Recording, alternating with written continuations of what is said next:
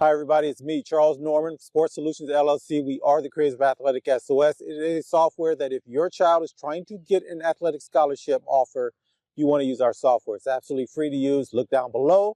There is a code. There's instructions for how to use the code. And there's a brief link to a video that shows you how the software works. Please use the software. You're going to need it moving forward. So this is the big one for us.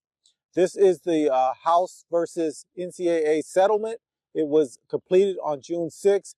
Judge Claudia Wilkins, in my opinion, did a fantastic job trying to protect the rights of the student athletes. So let's talk about it. Everybody's got opinions on what happened with it. I wanted to wait a few weeks to see what's going on, but it's all in now. You can kind of see where this thing is going. The biggest piece of this is that the student athletes can now be paid directly by the colleges and universities. And this is huge. If you really think about it, the NCAA, the NAIA were created solely to make sure that the student athletes were not getting paid to, as far as their sport is concerned. That was the whole reason they were created.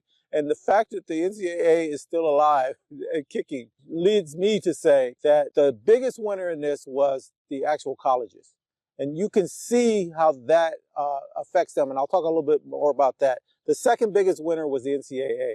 In fact, the NCAA actually got stronger. They created another group that is going to determine how the money, whether the NIL deals, which were part of this also, how that is going to be determined. And I'll talk a little bit more about that. And then finally, I will say this, the student athletes in a way did win, right? They can get paid. But the biggest winner by far for this is youth sports. It's not even close to me. It has completely changed and it's for the better. Youth sports is going to be the biggest winner in all of this at the end of the day. And I'll talk about that later too. So let's go to the big thing. So what were the three things in the settlement? What actually came out of here? So what ends up happening is two things that are going to be huge for college athletes. And this is all into Division I, and only the Power 5 schools, really Power 4, but Power 5 schools those are the big conferences that we all know, right? Your SEC, your ACC, the Big 10, all Big 12, all of those. So they're all included. You guys go look it up, House versus NCAA settlement. And so now they all have up to $20.5 million they can share with the student athletes on their campus that play for their teams, right? And so that money will trickle down. That's huge. The second piece was the NIL piece. And so that's the name, image, and likeness. And so now players can get corporate deals, sponsorship deals, and they can make money there too. And that's okay. And so the biggest thing I think for the parents of the student athletes to understand is when you're negotiating moving forward, you are doing three different negotiations. Now, it may all be in one deal, but you're doing three separate negotiations, and you have to be really, really careful in how you approach this. So the first deal is, hey, I'm going to get an athletic scholarship. I'm going to get a scholarship to go attend the school. Remember in the old days, that was the whole deal. How much are they going to pay for me to get a full ride to go to the school? The school costs $50,000. I get the $50,000. On top of that, I'm now negotiating my revenue share. And so this is huge. So it's $20.5 million to share with all of the athletes on the campus. And so the way the revenue share looks like it's going to go right now for most of the schools, especially if they have a football program at the D1 level, it's going to be a 75-15-5-5 sort of deal. So 75% of the $20.5 million for most schools are going to go to the football team. 15% is going to go to the men's basketball program, 5% to the women's basketball program, and the last 5% is going to be spread amongst all the other athletes and all the other sports. So you already know there's going to be new lawsuits coming right from this, because how do you manage Title IX in there? Now, somehow they've got in their heads that this is separate. Long as everybody gets scholarship money to go to the school, then Title IX is settled. I don't know if that's going to work. Maybe the schools will find another way to judge it, but football is a men's sport. And so if it's the bulk of the money going there, people are going to have a lawsuit on that. I'm sure that's already in the works. A second lawsuit that I know is coming is that some people are saying this didn't go far enough. They want the student athletes to be employers, be under the employment of the school. So they want to give them the additional rights so they can do class action lawsuits, things like that as an employee. So that's another one that's coming through. But for the most part, right now, there's three different things that are going on. And this is going to confuse families. Imagine you're sitting in there and somebody's handing you three separate things to sign, kind of like you're buying a house or something, right? So you have to have a better understanding. So this is going to open a whole cottage field of advisors or attorneys or law firms or whatever that's going to come in and say, hey, let me come in and help you guys negotiate this thing perfectly. Because here's the confusion. Let's say your kid is going to a school. School costs $40,000, $50,000 a year. And the school says, okay, we're going to give you $50,000 to come to the school. You're going to the school free. To me, that's baseline. Can I come here, play for your school, and not have any debt when I come out of here? That is top of the line for me. That's your baseline.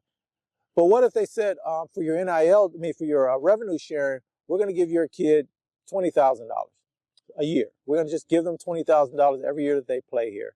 That's great. So I've got my $50,000 and my $20,000 to come play here. And we're going to give you this other sheet of paper saying, hey, for name, image, and likeness, we've got a whole bunch. You want to come to our school? We've got all these corporate people that want to come in and they want to work with you. And you're going to be able to make a bunch of money over here. We'll give you X amount of percent of every deal that comes in, or we'll take X amount of percent off whatever they offer you, whatever that deal is. So now you got these three separate deals where two of those deals, you're going to be making money as an athlete. That's pretty cool, right? So if you added all that up, let's say you made $100,000 total in a year. And now you're a student athlete. Well, let's say you made $50,000. The other one was worth a little bit too.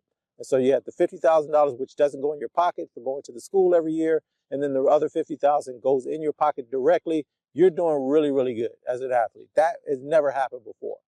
But what if they came to you and made this deal? Hey, listen, we'll give you, our school costs $50,000 a year. We'll give you 20. You got to come with the other 30. But for your revenue share, we'll give you $100,000 a year to come play for us. And we're going to help you work on this NIL deal. Again, we have all these cool sponsors, all these great opportunities for you. We'll help guide you through it, and you'll be fine. So if you look up that and you add up all the money, you just put let's say $125,000 into your pocket every year. Now, which deal do you take? The guarantee to go to school, or do you take this other deal where you have to come out of pocket for $30,000 to attend the school, but you're going to make the rest of the money, right? It's in your pocket. Which deal is the better deal? Most people would take the second deal, right? Because you've got more money in your pocket for going to school. So these are the kind of things that you're going to think about. So they're going to mix and match and do all of these crazy things to get everybody in and not have to go over that 20.5 million. Plus that 20.5 million keeps on growing through the next few years. So it's going to be more money available year after year after year.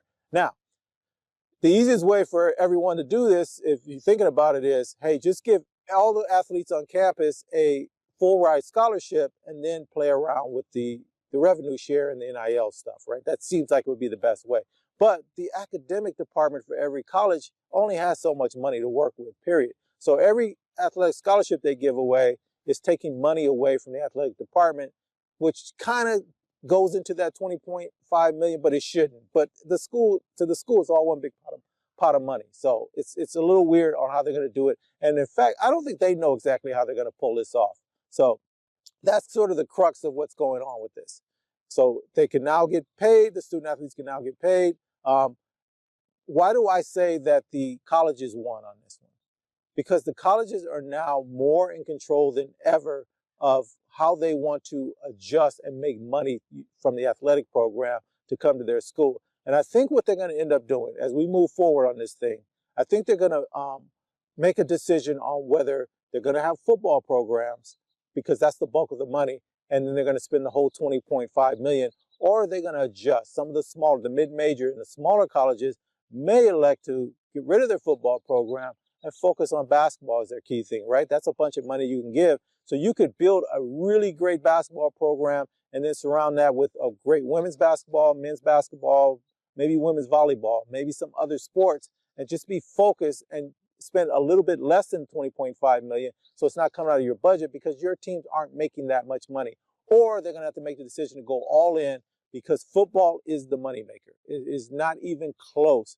And that's why they were doing the 75-15, 5-5. I hope I'm not confusing everybody. This is kind of what I see as I look through this. It makes more sense to go after and create the biggest football program, the best football program possible. They'll expand the playoffs for the football, college football, and they'll make changes there. For men's basketball, especially, and maybe for women's too, they're going to go and control that too. All the little sub-tournaments that they used to have that were sort of on the side that they used to play right before the league game started at the beginning of the year, those are going to change too. They're going to squeeze in, and the NCAA is going to make sure more of that money comes directly to the schools. I don't know how they're going to do everything, but I'm going to tell you, all the little junior partners that had all these different games and leagues and events that involved NCAA level, Division I level programs, that's going to be out. They won't need them anymore. They're in the way. The NCAA, the colleges, they want that money. Now, here's the other thing that I kind of want to put out there for you guys. I believe that over time, this is just my opinion, that whoever owns assets, and that is the colleges at this point, right? They have the schools, they have the stadiums, they have the gyms, they have all the facilities, they have everything. They're going to get rich. But the people that control the assets, and this is what I'm finding out in business as I got into business. Remember, I work for the government. This is all brand new to me. But the people who control the assets are the ones that get wealthy. They're the ones that make out like, man, and controlling means you have the power. And I sort of saw this when I worked for the government. Like, you could own properties, you could own businesses, you could own all this stuff. But the government, they could tax you. They could raise property taxes. They can make rulings. They can make zoning rulings. They can do all of this stuff that really, although you own something, they kind of control. They always got their piece out of it. And that's what's happening here. And this is just the way of the world. And the reason I come to the conclusion that the colleges won and the NCAA was next in line is from the transfer portal. Remember the transfer portal? The Supreme Court came down and said that you could not block kids from transferring. If you remember that from a few years ago, here was a key, and nobody talks about this, and it's what set me on this path that I'm kind of on, paying attention to this thing a little bit more. In order for a kid to transfer, I'm not playing at this school, I'm not happy here, the coach doesn't like me, a new coach came in, I want to move from this college, and I want to put myself in a position to go to another school. I have to go into this transfer portal. Well, if you're at a school, who controls you getting into the transfer portal? As a student athlete, I got to go to my athletic department, let them know I want to transfer, and they have to put me in the transfer portal. When I saw that, nobody talks about that. When I saw that, I said, they'll never lose anywhere because they have enough time to figure out, how do I win all the time? And so now imagine, once you go in and tell them you want to transfer, you're dead on this side. If you don't get picked up out of the transfer portal, or you don't get to go where you wanted to go, or it doesn't look like it's a better situation than the one you already had, imagine trying to come back and say, oh, you know what, never mind. I don't want to do this anymore. How's that going to look? So most kids are in this catch-22 on that. And so the same thing's happening here, is that, yes, you can now get paid for participating, but here's how much we're going to give you. What are you going to do about it?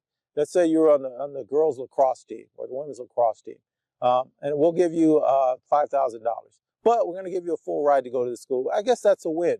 And remember the old days, it used to be head count sports and equivalency sports, right? So you would get a lot of partial scholarships. They can still give you a partial. Now, they did add another layer to this. So now every single team has a cap number of players that they can have. It used to be, let's say for baseball, it used to be they give you 11 scholarships and then you need 25, 30 players on the team to fill out a full team. Well, you would give everybody partial scholarships to get those numbers, and then you had a couple of walk-ons. But now you can have up to 30 players, and you can give them all full rides if you want to. But don't forget, the athletic departments for a lot of these colleges, they only have so much money overall. They have the $20.5 million that they could give out, and they could give all those scholarships away, but it still comes from the athletic department. You see how opaque everything is, how kind of confusing everything is? Well, that's what's going on. All right, so you guys go read more about House versus the NCAA settlement. Hats off to Judge Claudia Wilkins. She really held on to a lot of things. And I'll talk a little bit more about this later. But what I really want to talk about is, to me, the biggest winner of this, and it's youth sports, because that's where I'm hanging my hat now. And I'm creating a whole bunch of products for this. Why has youth sports won? Because now it seems like it's even harder for a kid to get an athletic scholarship in a lot of ways, right? Because if you got to go against the kids in the transfer portal. You got to get kids from overseas are going to be huge now. You're going to find kids from overseas getting those athletic scholarship positions, especially at the D1 level.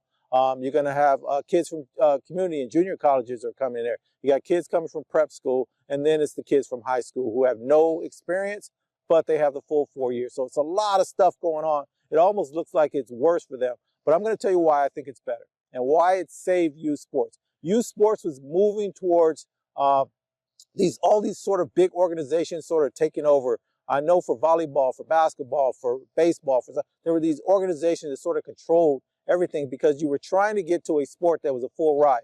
Now, for boys, it was only football and basketball, right? For men, if they wanted to get a full ride scholarship to college, those were the two sports. And for women, it was basketball, volleyball, tennis, and gymnastics, right? If you got a D1 scholarship in the NCAA, you got a full ride. And pretty much a lot of that was happening in NAIA.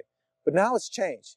It doesn't matter which of the 30-plus sports you decide to go into, that college can now give you a full ride. So I think this is going to give a lot more kids an opportunity to explore other sports, get really good at those sports, and then be able to come in and get an athletic scholarship. And I think the high schools can now start expanding their athletic program if they're smart. This is what I would do. If I wanted to really build up my high school and get some more money coming in, because high schools get paid by the butts in the seats, right? You need kids in your class, in your school. Public schools are getting destroyed. If I was a public school program, I know high school and schools about education. You build up your athletic program now, bring on some new sports, bring in some new coaches and stuff. Kids will flock to these different schools. Your private schools, your magnet schools, those type of schools, they're going to start doing that. They're going to start getting some money. And I'm pretty sure this government that's in right now is going to give some more money to those private schools and things like that. So all of this stuff is going to be coming down the road. But the opportunity to play the sport that fits your kid. Now, I am of the mind that there is a sport that every single kid is a natural at. And when I say a natural, I mean they go out there and they just get it. It fits who they are. As they move, as they do it, as they learn about it, you can see that it almost comes easy. I won't say it's super easy, but it's easy enough that they get the sport. It just fits them. But most times, kids don't even try out for those types of things. So now the parents are going to have to experiment a little bit more. And so those are the kind of products that we're going to be building. We're going to be building some software products for you to go in. We're going to build a product for you guys to be able to evaluate the deal at the collegiate level. We also want to give you guys some products that will allow you to kind of say, okay, how do I go about this and finding the right sport for my kid? And then the biggest piece for us is that journey from 5-year-old to 7-year-old. They're going to participate in sports. Okay, how do we make that journey work for them so that once they stop playing, whether they end up stop playing at 13, because that's the big number you guys always hear at age 13, 60% of the kids quit. That's because they went to high school and there's only so many spots on the high school team. It's not some thing where they hate sports all of a sudden. So that's a misnomer.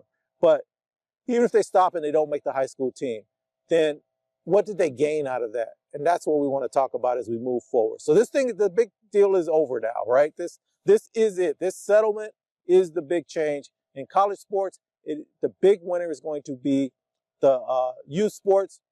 And the last piece of this is the biggest opportunity ever for people that are already involved with youth sports. People that aren't, for you parents, you guys want to coach, you guys want to help out. Find a sport that fits your kid and start getting your kid involved in a way where they start to create their own social media. By the time I would say they hit junior high school, start doing a little bit of social media with them. Let them get into this world where they can learn how to bring income in. High school is going to become NIL. NIL for high school is coming, and it's coming fast. Here's the coolest part about youth sports, and it's the reason I love it so much.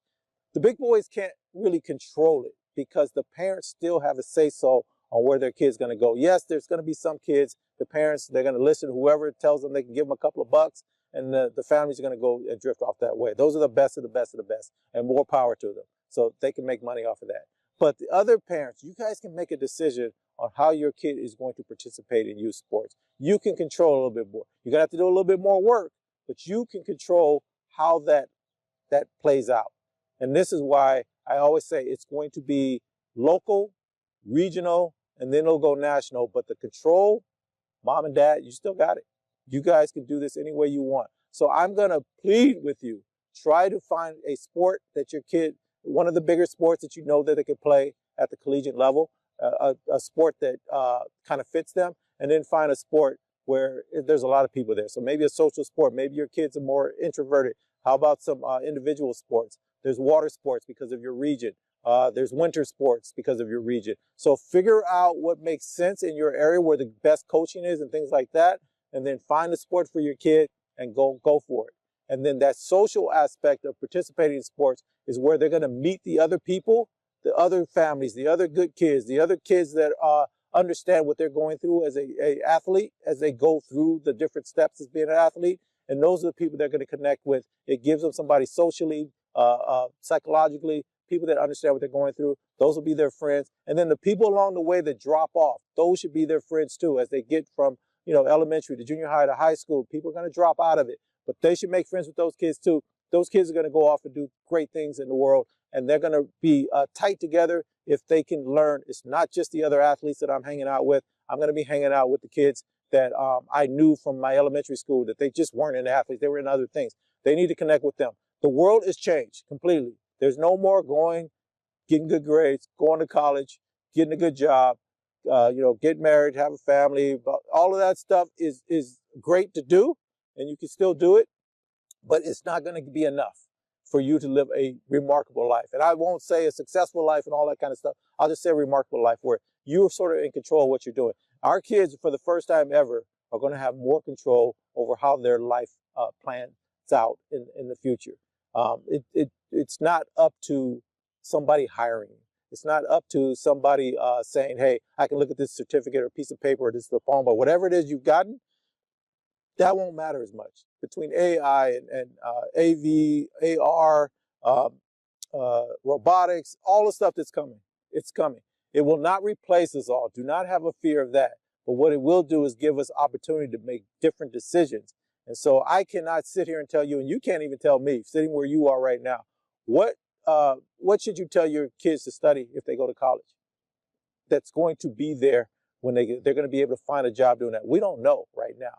And so you still want to move in a way that is natural to your kid. You want to pay attention to what's going on, but you want to be in a position where when you come out of this, that you have people, as I call people assets too, that they're all going to be doing different things. You want them to remember who you are. You want to remember who they are. You guys are going to have to gather together. You're going to have to get your individual stuff done so that you can put food in your belly and have a place to live, but you're going to have to create something outside of that. And that's the same thing for the parents. You guys, from now on, you guys can say what the government should do and give money and fix this and do that. They owe you. You can say whatever you want, but it doesn't matter anymore because they're not going to do it. You're going to be on your own.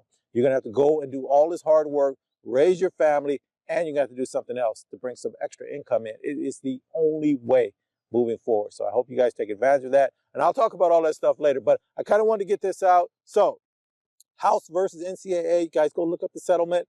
I believe the college won first. They're the biggest winners of this. NCAA second, and then I do think the college athletes have won in a lot of ways. I just don't know how it's going to play out monetarily for everybody. How do you negotiate this? There's so much more confusion there. And then youth sports is on. It's on and popping. I don't care if you're doing archery or bowling or wrestling or sailing or whatever. Now you can get a full ride going to school because the positions are there, and you can get a little bit of money in your pocket on top of that. And then the other thing that's going to end up happening, and this is going to be something people haven't paid attention to, more college athletes are going to stay in college because they're going to have such great revenue sharing deals and NIL deals. They can make as much money as if they went pro, especially if it's not basketball, football, because they have to be a little bit careful there because new kids are coming all the time. You don't want to miss out on an opportunity to go pro if you can, but most kids are going to just stay in school because you're going to make so much money. So all this stuff is coming, and we'll talk about it as we move forward. I just want to kind of get this one out. I'm very excited about the future, especially for the youth sports piece of it. That's where I'm going to be focused on. But I'm going to keep you guys up to date if I see any changes happening in college sports, because there's one more piece that I think is going to happen that no one's paying attention to, and I'll talk about that as we move forward. And we're putting all this in our software, AthleticSOS. Please join AthleticSOS. It's absolutely no cost for you guys. Please use it. I'm doing some great updates here, and we're just going to move forward on it. I'm very excited about the future. And as always, best of luck to you and your kids and all their endeavors, everything they're trying to do. I hope the best for all of you guys. And we'll talk next week. Bye.